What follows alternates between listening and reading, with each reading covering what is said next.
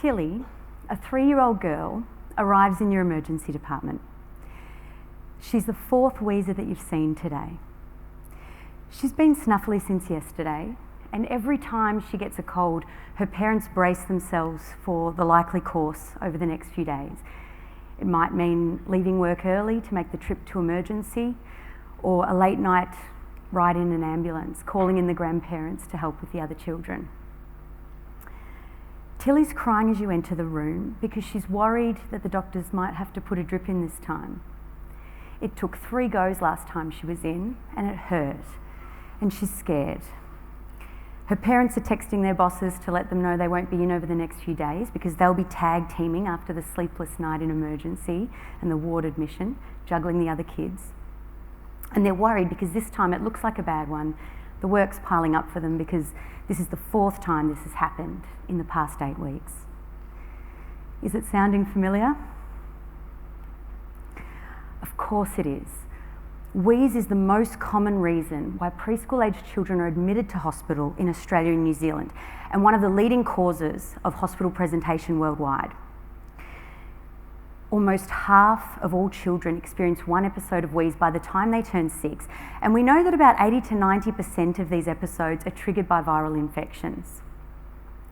Preschool wheeze alone costs the Australian healthcare system over $130 million each year, and similarly, childhood wheeze costs the UK over £53 million, and the US in excess of $6 billion every year. But in addition to the financial costs, the personal impact on families is significant. The stress of caring for an unwell child, the disruption of frequent hospitalisations, unforeseen time off work, and of course the distress to the child. With 2023 predicted to be the warmest year on record, we also cannot ignore the impact of pressurised metered dose inhalers on the environment. Do you know how far you have to travel in your car to create the same carbon footprint as one pressurised metered dose inhaler, so the equivalent of 200 inhalations? It's 290 kilometres. 290 kilometres. The hydrofluorocarbons that are used as propellants in pressurised metered dose inhalers are potent greenhouse gases, and each inhalation creates about 100 grams of carbon dioxide equivalent. That's a measurement that's used to standardise the impact of, the environmental impact of a variety of greenhouse gases. In comparison, dry inhalers and soft mist inhalers contribute a lower carbon dioxide equivalency of less than 20 grams, but we can't use these effectively in preschool-aged children. With Australians using several million inhalers every year, we as clinicians really need to think about how we can reduce the environmental impact of the treatments that we're prescribing. So 2 days later, Tilly's looking a lot better. She's now stretched her Ventolin to 3 to 4 hourly, and you're discussing a discharge plan on the ward. In case any of you are wondering whether her name was inspired by our national women's soccer team and their recent performance in the World Cup, the answer is yes. Her parents tell you that they have an updated action plan from the last time they were in hospital, and she's been on Flixitide for a while. It hasn't really helped. What else can you do? They ask you, how do we stop this from happening? Well, we know that short-acting beta-2 agonists and short-acting cholinergics, so your burst therapy with Ventolin and Atrovent, is of benefit in kids who present with moderate to severe presentations in hospital. And we know that administration via a spacer is better than a nebulizer. But we don't have any effective treatments at preventing deterioration prior to hospital presentation. Inhaled corticosteroids are of benefit in school-aged kids with asthma, but that effect is not significant in the preschool age group. While it does have, or it has been shown to have a marginal benefit in a specific subgroup of children with preschool wheeze, so those with more persistent and atopic symptoms, in the majority of kids with the more typical intermittent episodic pattern, it hasn't been shown to be of significant benefit. Parent-initiated corticosteroids at the onset of symptoms has some benefit in school-aged children with asthma, but again, those findings haven't been replicated in the studies of preschool-aged children. Leukotriene receptor antagonists have not shown consistent benefit, and asthma action plans, while beneficial in kids with asthma, and they are recommended, have not had an established benefit in the preschool age population. And studies looking at improving education have not resulted in significant reduction in emergency presentations and admissions. So here we have a big problem with a significant burden of disease, but no effective preventative treatments. For those of you who were in Brisbane for Don't Forget the Bubbles last year, you will remember Sarah McNabb's fantastic and very inspiring talk about how she established the Children's Inpatient Research Collaboration of Australia and New Zealand, or Circan, back in 2018. Similar collaborations already existed in other specialties, and you'll all be familiar with PREDICT and the work that Simon and the PREDICT network do in the paediatric emergency space. But for the first time, paediatricians from across Australia and New Zealand started coming together to tackle these important research questions. With hospital admissions due to preschool wheeze being identified as a key priority. So with this came an opportunity. But now we really needed a potential treatment that could offer a solution. We know that children who are exposed to lots of bacteria in their environment in early infancy and childhood have lower rates of wheezing illnesses and asthma. And this are kids, for example, who have grown up on a traditional farm with animals. And there's strong evidence that this effect is mediated by exposure to bacteria and the associated stimulation of their developing immune system. And that really forms the rationale for the use of OM85. OM85 is an orally administered bacterial lysate. So it contains 21 strains from 8 common respiratory bacterial pathogens. But how does it work? It's a non-specific immunostimulant, so it stimulates immune, cellular and humoral immunity. And the proposed mechanism of action is really centred around the gut-lung axis. So when it's taken orally, it activates dendritic cells in the intestinal mucosa, and that triggers a cascade of immune responses, which causes migration of immune cells to the lung mucosa. And in addition to this, you get mobilisation of T regulatory cells to the lungs, creating a more balanced immune response. So ultimately what we have is the promotion of defences against viral infections and the control of the excessive inflammation that we see in the respiratory mucosa in children with wheezing episodes and asthma. A 2012 Cochrane review of the use of immunostimulants in children aged between 6 and 18 years, looking at the impact on acute respiratory tract infections, found that treatment with OM85 was associated with a reduction of 36% in acute respiratory tract infections. A recent systematic review in 2020 identified 5 studies that reported a reduction in wheeze episodes in infants, and 2 of these studies were eligible for meta-analysis. You can see here that pooled analysis of these studies showed a reduction in wheeze episodes by 2.35 episodes over a 12-month period. But it's important to note that these studies had some important limitations. They had very small sample sizes, and some of them used exclusion criteria that limited their generalisability to our population. So for example, some excluded kids who were being treated with inhaled corticosteroids. Of most interest, the Razi et al. Study was a small RCT of 75 Turkish children that found that treatment for 3 months with OM85 was associated with a 38% reduction in wheeze episodes. And that study also showed a small reduction in health resource utilisation, but the evidence for this was weak, and possibly because of the small sample size. So while the literature is compelling for the use of OM85, what we're lacking is a large study confirming whether it's effective in reducing wheeze episodes, and more specifically, hospital admissions. What we do know though is that OM85 has been used in Europe and other parts of the world for over 30 years, and we know that it's safe. It's been administered to over 90 million people. At least half of those were children.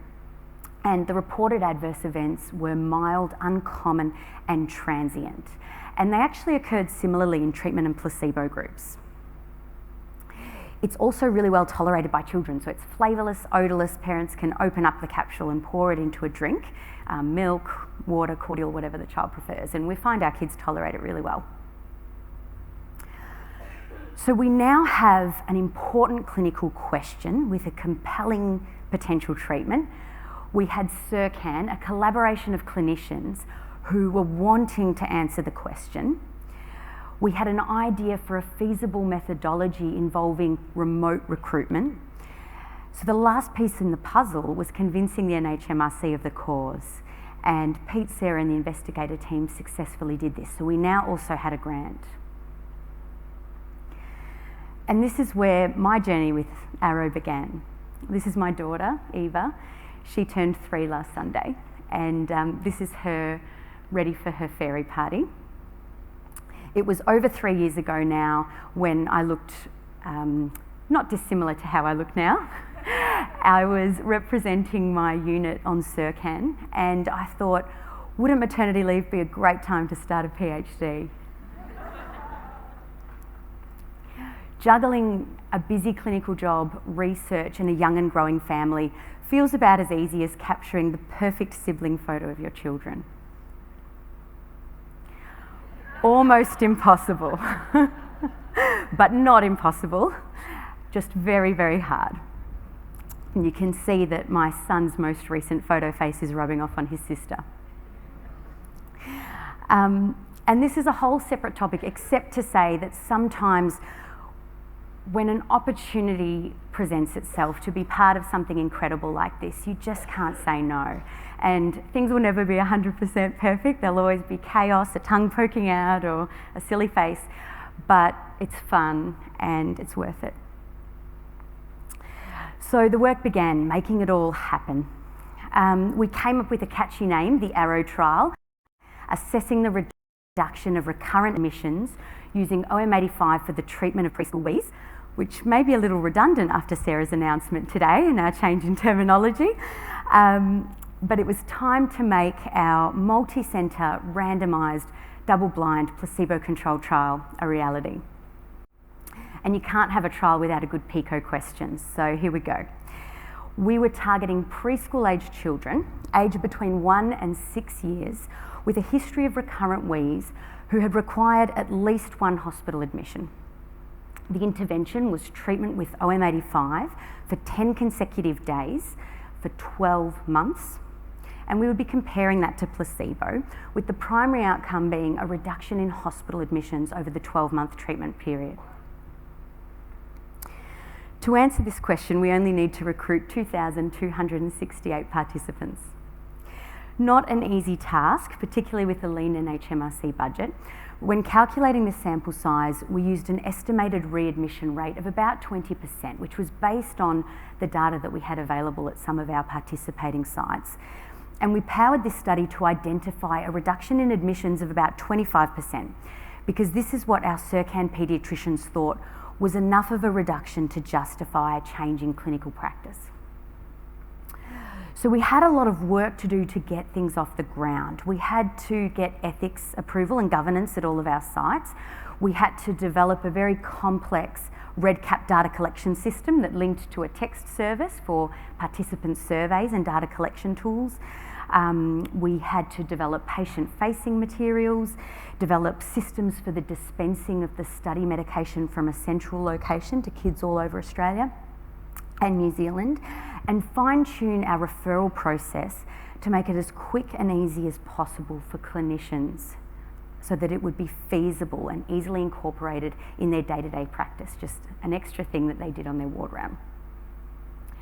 Our method of referral and remote recruitment is something that we're really proud of with Arrow, because what we've done is we've established a system, a recruitment method that's pragmatic and a way that facilitates recruitment of the numbers that we needed. What we ask of doctors and nurses at our participating sites is that they identify potential participants based on the inclusion criteria. They have a brief discussion, and they can then access a referral web application that we've designed for clinicians. They can then use that to refer the participant to the trial, and that's where their role ends. This is the home screen of the app, and you're welcome to scan this QR code. It will take you to an information video, but you can see that it's very simple and user-friendly. It allows a clinician to refer the participant if they consent to being contacted by our team to discuss the trial further. And it then has a QR code that we can show the family. They can scan it to access an information video that explains the study in detail, so they don't even need to discuss the trial in a lot of detail on their rounds.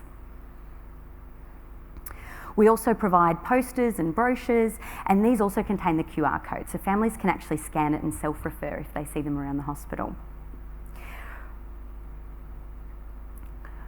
The rest of the study procedures are done by our central team that are based in Geelong, in Victoria. So the research team will contact the family by phone. They will provide detailed information about the study and complete the pre-screening process.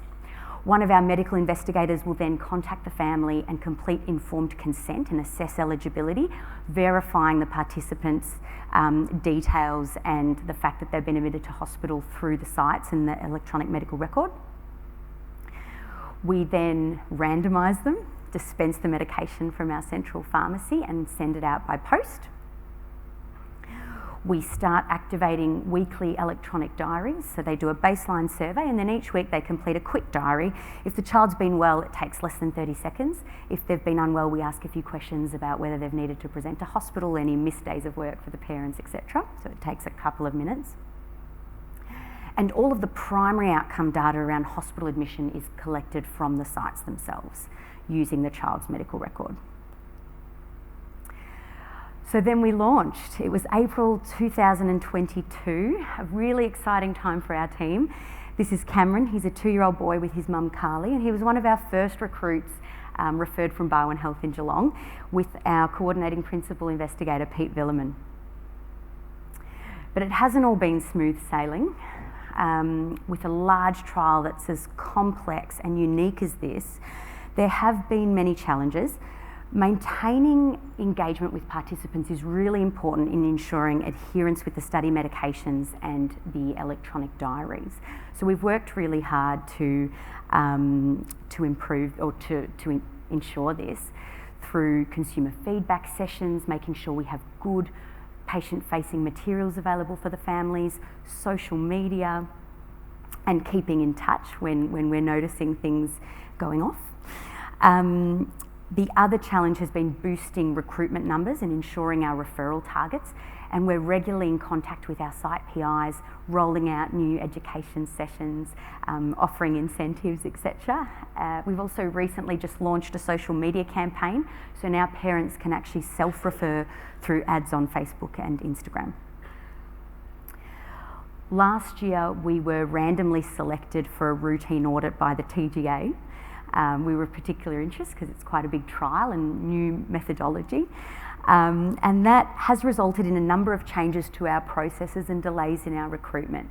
But we're really proud of the way that we've worked collaboratively with them, which was a learning experience from both sides, to ensure that our new and very unique methodology was, I guess, meeting all of the requirements of good clinical practice. And now we're really confident that everything that we're doing is really solid and endorsed by the TGA, which is really important in a few years' time if we may find this found to be effective and we want to get it approved in Australia.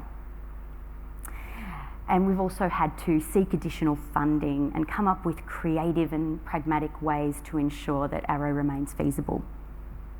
But where we've got to now is a point where we've recruited 132 patients. We have over 40 sites involved across Australia. New Zealand has just recently started recruitment in June of this year, and we're really excited to have them on board as well. We have really high participant satisfaction and good adherence with the study medication and electronic data collection tools, and that's been really lovely to have that feedback from families. And what's most exciting is that we've established a new methodology that's working. For me, there is a lot that's really exciting about Arrow. The opportunity to make a big difference to a huge problem using a safe treatment. We've established a new trial methodology that's pragmatic and opens the doors to future collaborations and clinical trials. We already have strong engagement with clinicians across Australia and New Zealand. So if it's found to be effective, we have a great strategy to rapidly implement it into our clinical practice.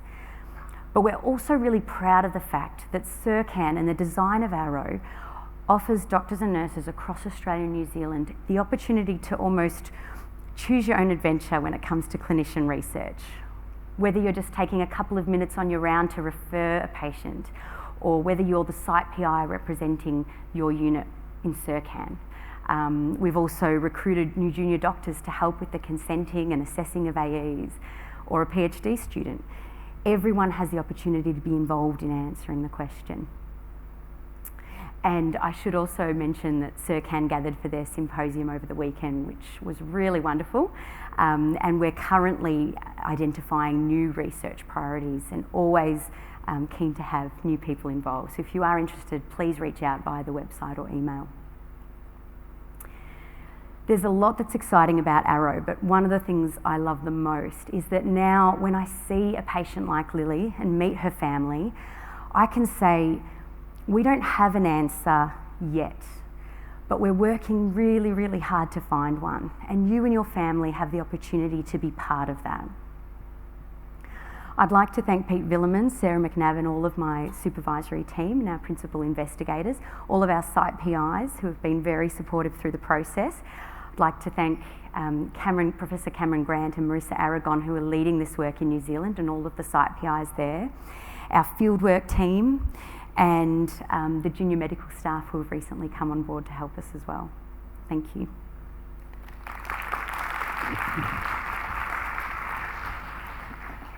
Thanks so much, Jess. Just because the topics are quite different, we'll just open it up for questions now in between each speaker. There is a microphone wandering around, but I can't see. If there's anyone has a question, please put your hand up.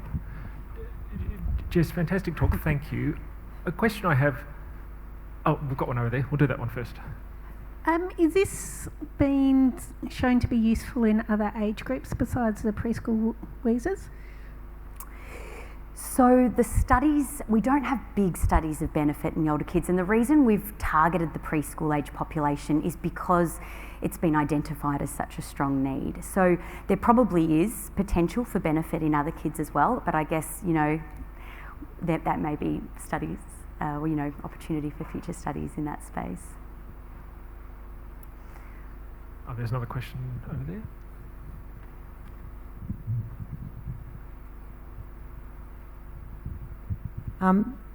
Thank you for that.